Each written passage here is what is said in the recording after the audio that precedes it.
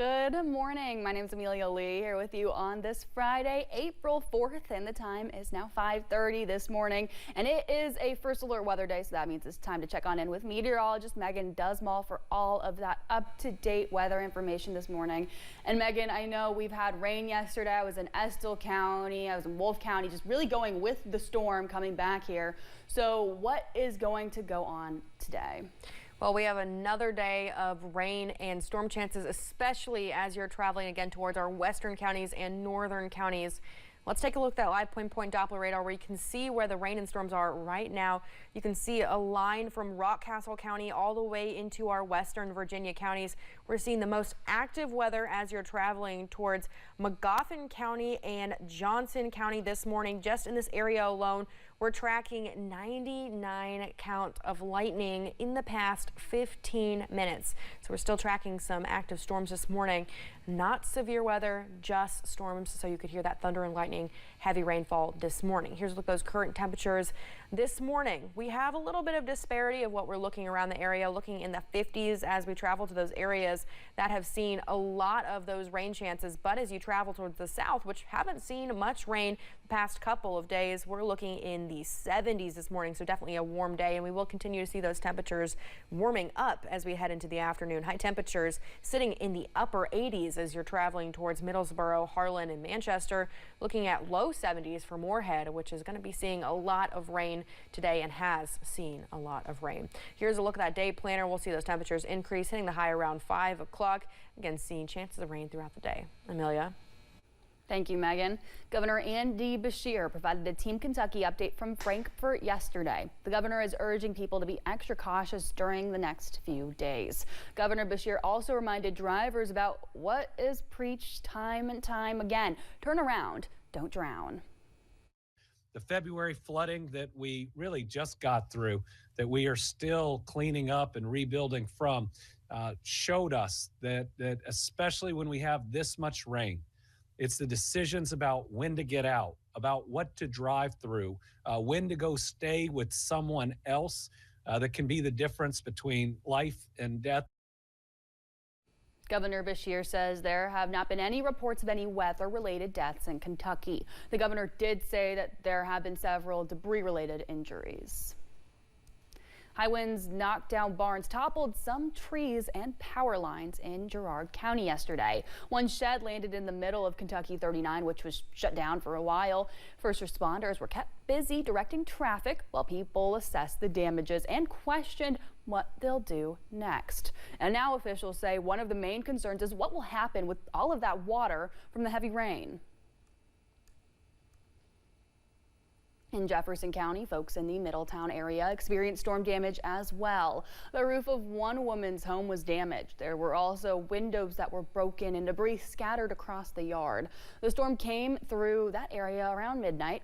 Some people say they were asleep when they got the initial warning from their phones, telling them the storm was moving in. Storms impacted those in West Virginia as well. One family in Wayne County woke up to find wind damage. Their pergola was picked up by the storm and landed on their cars. The structure was bolted down, but the wind was able to move it around 25 feet. One car's sunroof was smashed, allowing water to get in, while another car's windshield was cracked.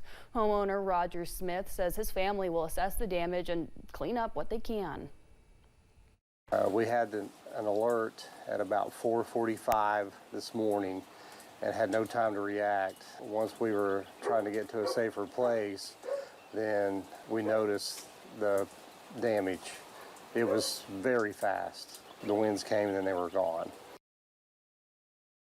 Wayne County, West Virginia is just one of several counties that experienced storm damage. Today should have been opening day of the 2025 spring meet at Keeneland in Lexington, but thanks to storms and the possibility of flooding, the first 2 days of racing are postponed. Well, disappointment was expected. Keeneland CEO Shannon Arvin says the choice was not money motivated. Friday's Ashland Stakes will move to Monday, and the Toyota Bluegrass Card will take place Tuesday. Both are important prep races ahead of the Kentucky Oaks and Kentucky Derby 151. We'll work really hard to make both of those days special for everybody here. Arvin says they work closely with veterinarians, jockeys, trainers, and horsemen to prioritize safety for all. Those who purchase general admission tickets for Friday and Saturday will now be able to enter on any race day, including dates that were already sold out. A man is now in custody after a hit and run in Laurel County. It happened just before 4:30 yesterday morning on US 25, roughly 2 miles from London. Officials say the victim was driving a moped when they were hit from behind.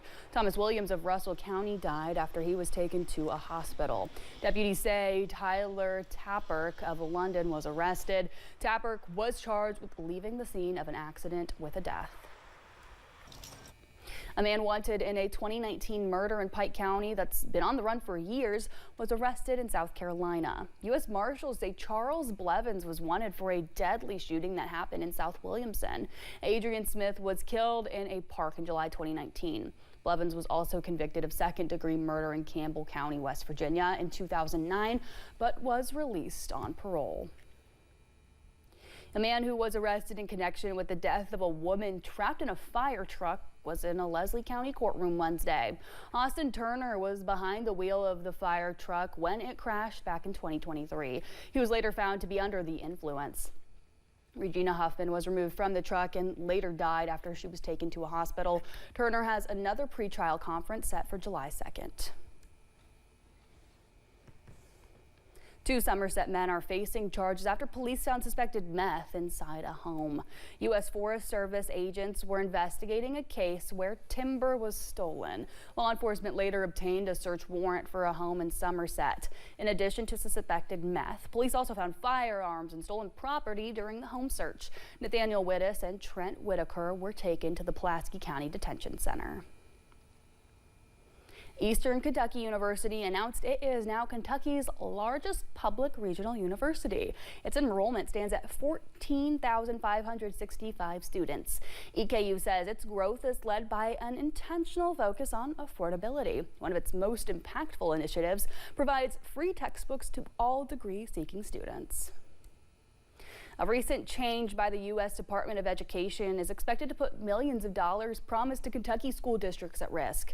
Friday, the U.S. Secretary of Education announced the department was changing the time period to liquidate COVID relief funds. That period would end the day of the announcement last Friday.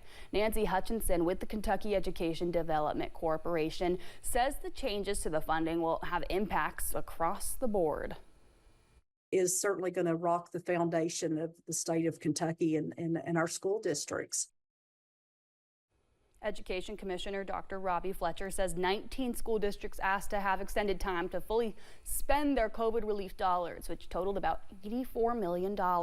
He says there are 13 districts with $34 million remaining that should be accessible to spend.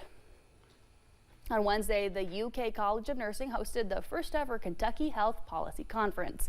The conference was focused on addressing substance use disorder health. Community workers, peer support specialists, and state officials all attended as well. The conference discussed topics like how to best spend opioid settlement funds and recovery housing legislation. Those behind the event say it was a huge success and are looking forward to doing it again. Hopefully this policy conference will continue and build and just bring together people across Kentucky to learn more about what they can do, how their voice can be heard to help support these communities.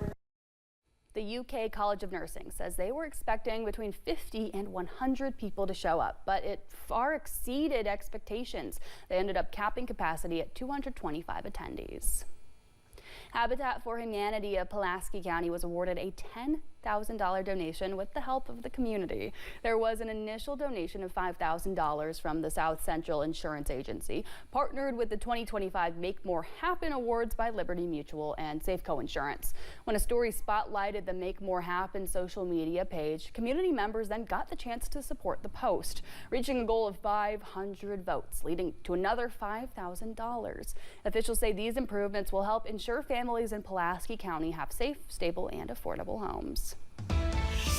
Still to come, the deadline for TikTok is rapidly approaching as a new potential buyer comes in the mix at the last minute.